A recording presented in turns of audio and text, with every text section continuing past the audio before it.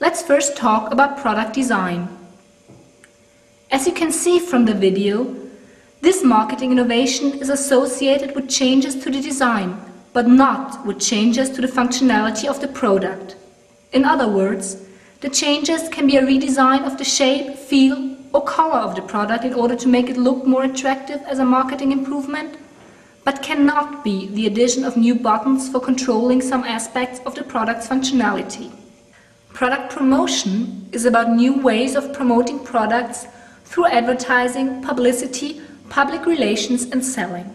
In the case of Dell, the own YouTube channel is an important tool to be mentioned, but also the online ratings and reviews page on the Dell homepage helps promoting the Dell products. Furthermore, placing the products visibly in well-known TV series as Dr. House or CSI has to be considered an innovative way to promote Dell products. Price can be used as an innovative tool if it allows pricing strategies that are significantly different from the methods already used by companies.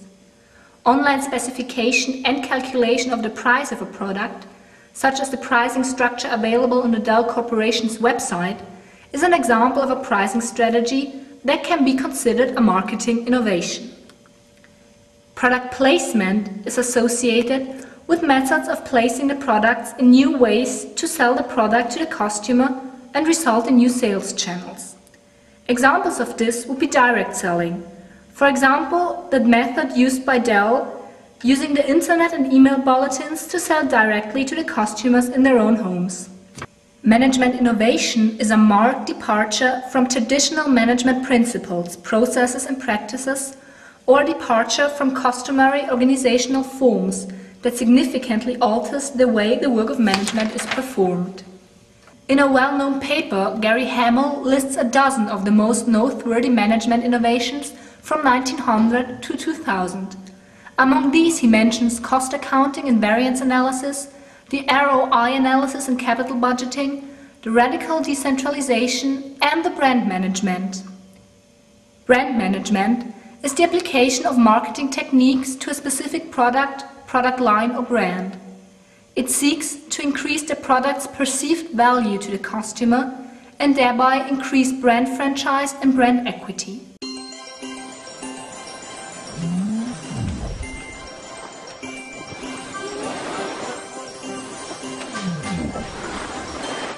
An example for successful brand management is Coca-Cola.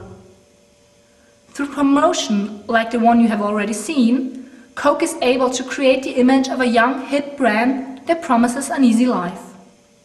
Among the future management innovation, Hamel sees knowledge management as the most important one. Knowledge management comprises a range of practices used in an organization to identify, create, represent, distribute, and enable adoption of insight and experiences. Such insights and experiences comprise knowledge, either embodied in individuals or embedded in organizational processes or practices. Implementing such a management practice would significantly alter the way a company is managed. A strategic innovation can first of all be reached through the creation of growth strategies. According to Igor Ansov, there exist 4 ways to achieve growth. When a company tries to grow through existing products in the current market segments, we're talking about market penetration. This strategy aims at increasing the firm's market share. So, for example, consider General Electric's selling for decades and still today wall ovens to the current customer base for appliances. On the other hand, when a firm develops a new product targeted at its existing market segments, we talk about product development. When General Electric came up with its first microwave, the product was sold to its existing appliance customer base. Another strategy in order to grow is diversification.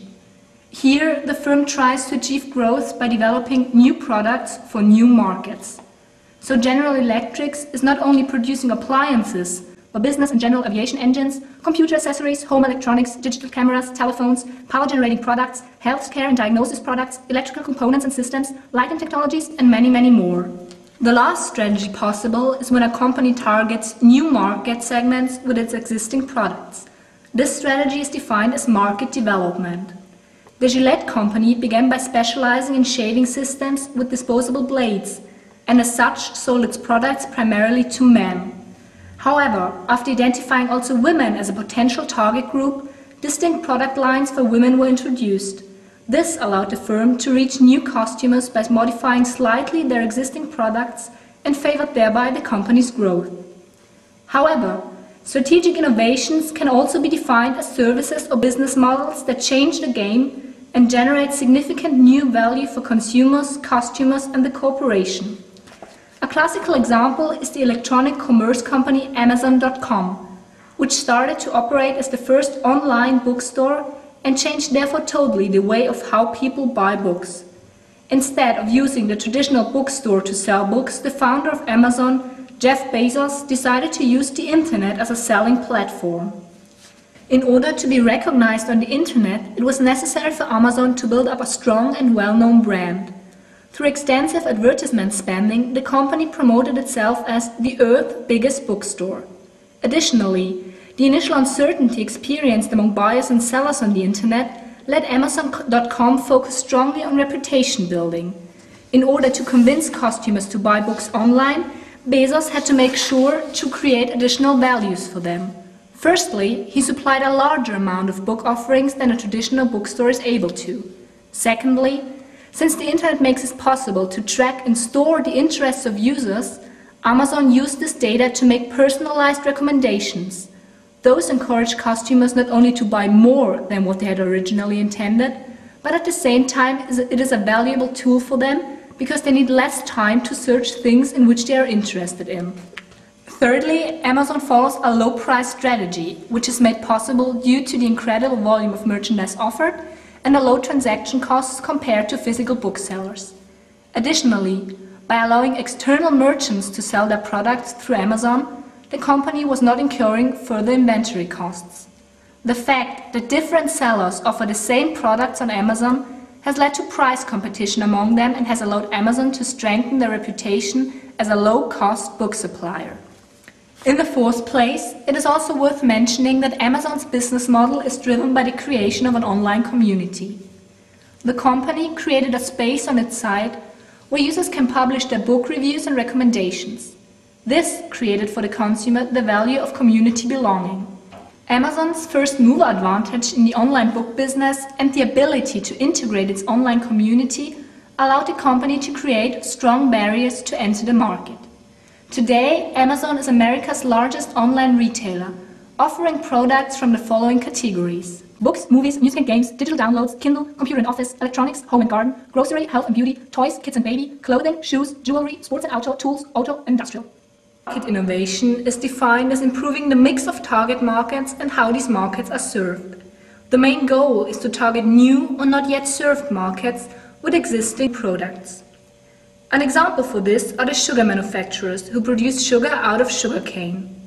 Their traditional business consists of selling raw sugar or syrup to industrial consumers, such as the sweet and chocolate industry, biscuit manufacturers, or the carbonated and alcoholic beverage market. Furthermore, they sell the further refined sugar, which is the usual white, granulated and brown sugar that we know from the stores, either to industrial consumers or to distributors and retailers, who then resell it to the end consumers. The plant residuals that remain after the extraction of sugar from sugarcane have gained major importance, especially in the last years. The two most important byproducts obtained are bagasse and molasses. Bagasse can be used for electricity, for plastic and for animal feed. Also molasses can be used for animal feed, but also as a fertilizer for rum, ethanol and vinegar production. Among these different applications, the ethanol production seems to become the most promising economic opportunity for sugar manufacturers, since ethanol is considered to be the future biofuel and therefore the demand for it will increase. Due to the circumstances, firms tend more and more to shift their product focus. The example of the sugarcane producers shows us clearly how a firm is able to target new markets with an existing product. You should keep in mind that it is indeed difficult to define the concept of innovation in a clear way. However, there exist methods that help you to at least clear your vision about where innovation is possible.